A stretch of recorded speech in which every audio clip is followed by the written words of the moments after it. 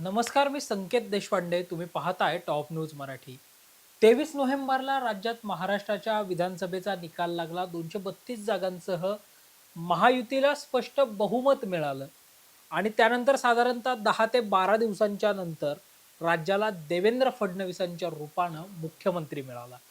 आता नागपूर अधिवेशन अगदी जवळ येऊन ठेपलेलं आहे. 16 डिसेंबरपासून नागपूरला हिवाळी अधिवेशन सुरू होत आहे. त्या अगोदर मंत्रिमंडळाचा विस्तार होईल अशी शक्यता व्यक्त केली जाते. कदाचित 14 नोव्हेंबरला आता 14 डिसेंबरला या मंत्रिमंडळाचा विस्तार जो आहे तो विस्तार होईल असं बोललं जात आहे. त्या अनुषंगानं मुख्यमंत्री देवेंद्र फडणवीस आणि उपमुख्यमंत्री अजित पवार हे 2 दिवस झाले दिल्लीमध्ये आहेत. दिल्लीमध्ये विविध नेत्यांच्या भेटीगाठी घेत आहेत.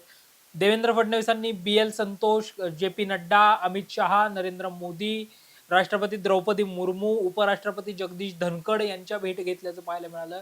यासोबतच नितीन गडकरी, राजनाथ सिंग यांची भेट देखील देवेंद्र फडणवीस यांनी घेतल्याचं पाहायला मिळालं. तर अजित पवारांनी आज अमित शहा यांची भेट घेतलेली आहे. या भेटीनंतर एक बातमी, एक माहिती अशी देखील समोर आली आहे की या मंत्रिपदाचा फॉर्म्युला कुठेतरी ठरल्याचं पाहायला मिळतंय. गृह खात्यासह महत्वाची जी खाती आहेत ती खाती भाजपा आपल्याकडेच ठेवू शकतं. भाजपाला 20, एकनाथ शिंदेच्या शिवसेनेला 12 आणि राष्ट्रवादी अजित पवारांच्या राष्ट्रवादीला जी आहेत ती 10 खाती मिळू शकतात, असा साधारणतः संभाव्य फॉर्म्युला ठरल्याचं पाहायला मिळतं. या संभाव्य म्हणजे आणि याच विषयावर आज आपण चर्चा करणार आहोत की फॉर्म्युला तर ठरला, मात्र विस्तार केव्हा होणार, मंत्रिमंडळात कोणाची वर्णी लागणार, कोण संभाव्य मंत्री आहेत किंवा मंत्रिपदासाठी कोणाच्या नावाची चर्चा जी आहे ती होताना पाहायला मिळते. याच विषयावर या लाईव्ह मध्ये या खास चर्चेमध्ये माझ्यासोबत आहे माझा सहकारी राजरत्न जोंधळे. राजरत्न, अमित शहा सोबत अजित पवारांची भेट किंवा देवेंद्र फडणवीस दिल्लीतल्या सगळ्या शीर्षस्थ नेत्यांना भेटतायत. एक चर्चा, एक बातमी अशी येते की मंत्रिपदाचा फॉर्म्युलाही ठरलाय. पहिल्यांदाच काय फॉर्म्युला ठरलाय, कोणत्या नेत्यांच्या भेटी झाल्यात, काय सांगता येईल? आपण पाहिलं संकेत की राज्यामध्ये 20 नोव्हेंबर रोजी मतदान पार पडलं. 23 तारखेला निकाल जाहीर झाले आणि तब्बल 12 दिवसांच्या नंतर महायुतीकडे बहुमत असतानाही 12 दिवसाच्या नंतर राज्यामध्ये सरकार स्थापन झालं आणि देवेंद्र फडणवीसांनी मुख्यमंत्री पदाची शपथ घेतली. तर एकनाथ शिंदे आणि अजित पवार यांनी उपमुख्यमंत्री पदाची शपथ घेतली. आता जर आपण पाहिलं तर 16 तारखेपासून अर्थात 16 डिसेंबर पासून राज्याचं हिवाळी अधिवेशन आहे. तत्पूर्वी 14 तारखेला राज्य मंत्रिमंडळाचा विस्तार होणं हे अपेक्षित आहे आणि तशी चर्चा सुद्धा सुरू आहे. जर आपण पाहिलं तर मुख्यमंत्री म्हणून देवेंद्र फडणवीस यांनी मुख्यमंत्री पदाची शपथ घेतल्यानंतर ते पहिल्यांदा दिल्ली दौऱ्यावरती गेले आणि या दौऱ्यामध्ये त्यांनी राष्ट्रपती द्रौपदी मुर्मू असतील, उपराष्ट्रपती असतील, त्याचबरोबर पंतप्रधान नरेंद्र मोदी, अमित शहा यांच्या भेटीगाठी घेतल्या. भारतीय जनता पक्षातल्या वरिष्ठ नेत्यांच्या भेटीगाठी घेतल्या आणि या भेटीमध्ये एकंदरीत अर्थात मंत्रिपदावरती चर्चा झाल्याची सुद्धा एकंदरीत माहिती मिळते.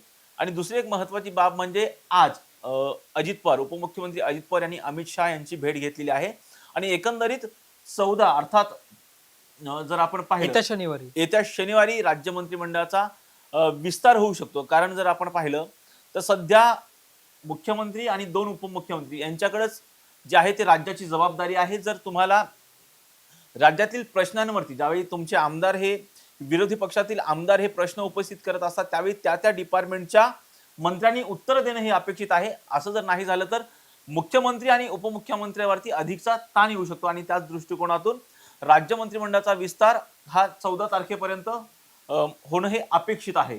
आणि त्याच अनुषंगाने जर आपण पाहिलं तर भारतीय जनता पक्षाकडं 20 मंत्रिपदं मिळू शकतात. तर शिंदेच्या शिवसेनेकडे जर आपण पाहिलं तर 12 आणि दादांच्या अर्थात अजित पवारांच्या राष्ट्रवादी काँग्रेस पक्षाला 10 मंत्रिपदं मिळू शकतात. म्हणजे राजरत्न, स्ट्राईक रेट नुसार मंत्रिपदाचं वाटप जे आहे ते होताना पाहायला मिळणार आहे.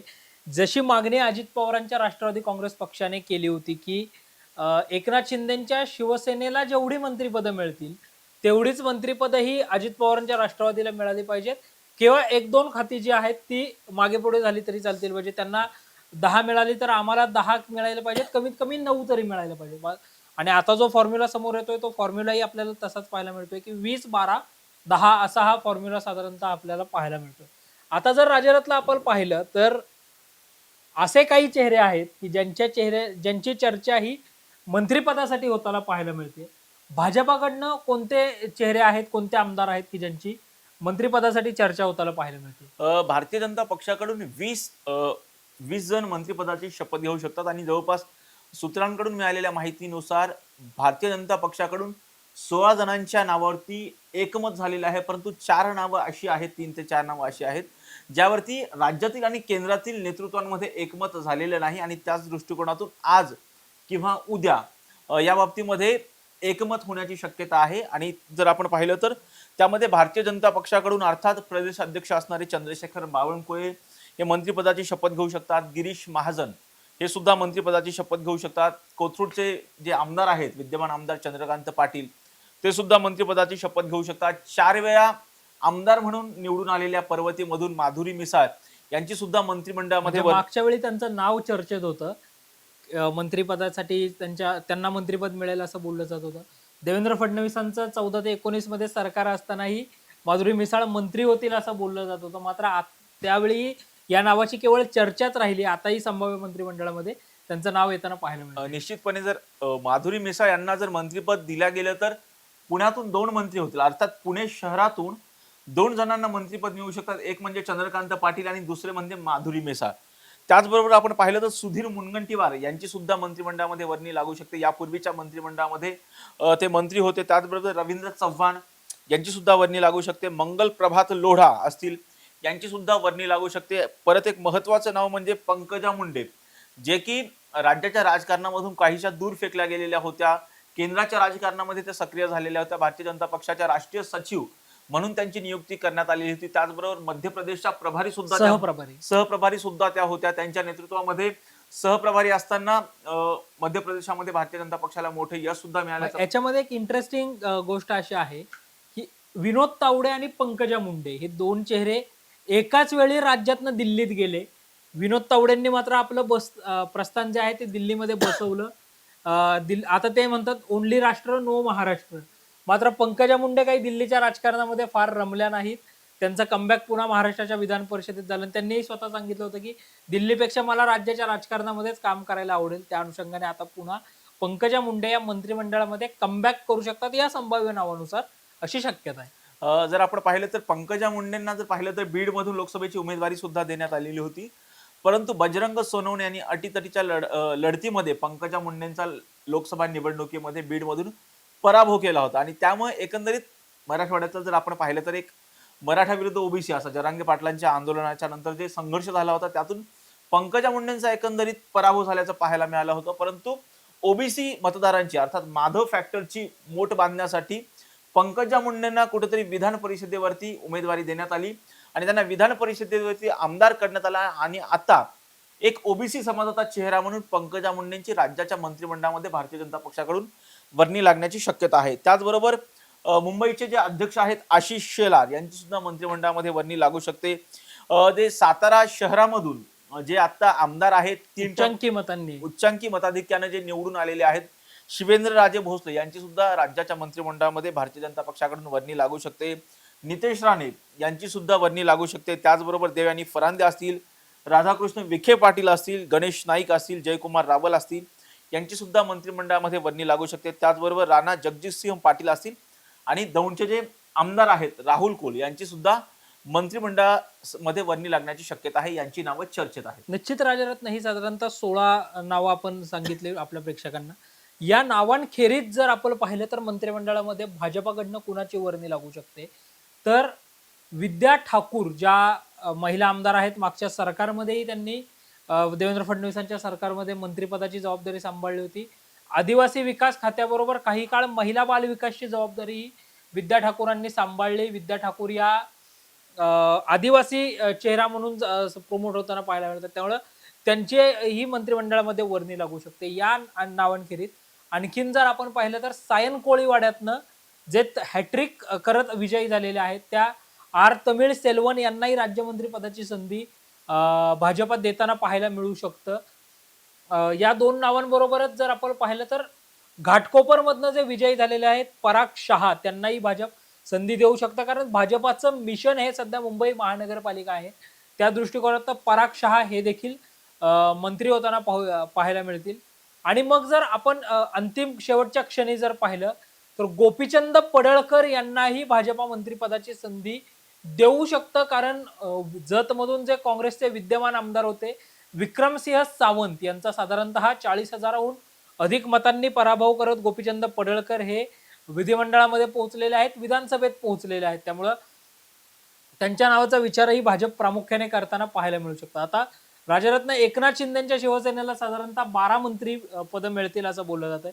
तर एकनाथ शिंदेच्या शिवसेनेकडनं कोण संभाव्य मंत्री आहेत, कोणत्या नावाची चर्चा होती? जर भारतीय जनता पक्षाकडून जर पाहिलं तर एकनाथ शिंदे यांच्या शिवसेनेची जी मंत्रिपदं असतील त्याची संपूर्ण जबाबदारी ही शिंदेकडे देण्यात आलेली आहे. भारतीय जनता पक्ष हा शिंदेच्या म्हणजे अर्थात शिंदेच्या शिवसेनेमधून जे मंत्री होणार असतील त्यामध्ये हस्तक्षेप करणार नाही. अगदी त्याच पद्धतीने अजित पवारांच्या बाबतीमध्ये सुद्धा भारतीय जनता पक्षाकडून सांगण्यात आल्याची माहिती सूत्रांनी दिली आहे. जर आपण दुसरी गोष्ट पाहिली तर अजित पवार अर्थात शिंदेच्या शिवसेनेकडून जर आपण पाहिलं संकेत तर गुलाबराव पाटील जे की पाणी पुरवठा मंत्री होते त्यांची सुद्धा मंत्रिमंडळामध्ये वर्णी लागू शकते. उदय सामंत आहेत, उदय सामंत यांचं नाव सर उपमुख्यमंत्री पदासाठी सुद्धा चर्चेत होतं, त्यांची सुद्धा मंत्रिमंडळामध्ये वर्णी लागू शकते. भरत गोगावले जर आपण पाहिलं तर अनेक अर्थात ज्यावेळी शिंदेंनी बंड केलं होतं तेव्हापासून भरत गोगावले हे स्वतःचा कोट शिवून मंत्रिपदाची शपथ घेण्यासाठी इच्छुक आहेत, परंतु त्यांची अद्यापही मंत्रिमंडळामध्ये वर्णी लागली नव्हती. परंतु त्यांची विधानसभा निवडणुकीला अवघे काही महिने शिल्लक असताना त्यांची महामंडळावरती त्यांची वर्णी लावण्यात आलेली होती आणि तिथे बोळवण करण्यात आलेली होती. परंतु आता भरत गोगावले यांची मंत्रिमंडळामध्ये वर्णी लागू शकते. त्याचबरोबर दीपक केसरकर जे की शालेय शिक्षण मंत्री होते त्यांची सुद्धा वर्णी लागू शकते. शंभूराज देसाई जे की आता राज्य उत्पादन शुल्क मंत्री होते त्यांची सुद्धा वर्णी लागू शकते. त्याचबरोबर तानाजी सावंत जे की आपण पाहिलं की वैद्यकीय शिक्षण मंत्री होते, त्या तानाजी सावंत यांची सुद्धा शिंदेच्या शिवसेनेकडून वर्णी लागू शकते. दादा भुसेंचं नाव सुद्धा जर आपण पाहिलं संकेत तर उपमुख्यमंत्री पदासाठी चर्चेत होतं, परंतु आता त्या दादा भुसेंची सुद्धा शिंदेच्या शिवसेनेकडून वर्णी लागू शकते. त्याचबरोबर निलेश राणे जे की कुडाळ विधानसभा मतदारसंघातून त्यांनी वैभव नाईक यांचा पराभव केला. ज्या वैभव नाईकांनी नारायण राणेंचा पराभव केला होता त्याचा कुठेतरी एकंदरीत बदला जो आहे तो निलेश राणे यांनी घेतलेला आहे. त्यामुळे त्यांची सुद्धा शिंदेच्या शिवसेनेकडून मंत्रिमंडळामध्ये वर्णी लागण्याची शक्यता आहे. प्रताप सरनाईक असतील, राजेश क्षीरसागर असतील, आशिष जयस्वाल असतील जे की विधान परिषदेच्या उपसभापती असणाऱ्या नीलम गोरे यांची सुद्धा राज्याच्या मंत्रिमंडळामध्ये वर्णी लागण्याची शक्यता आहे. अमोल खता आहेत त्यांनी 7 टर्म जे की संगमनेर मधून काँग्रेस पक्षाकडून जे आमदार म्हणून निवडून यायचे त्या बाळासाहेब थोरातांचा पराभव केला, त्याचं बक्षीस म्हणून त्यांना कुठेतरी राज्यमंत्री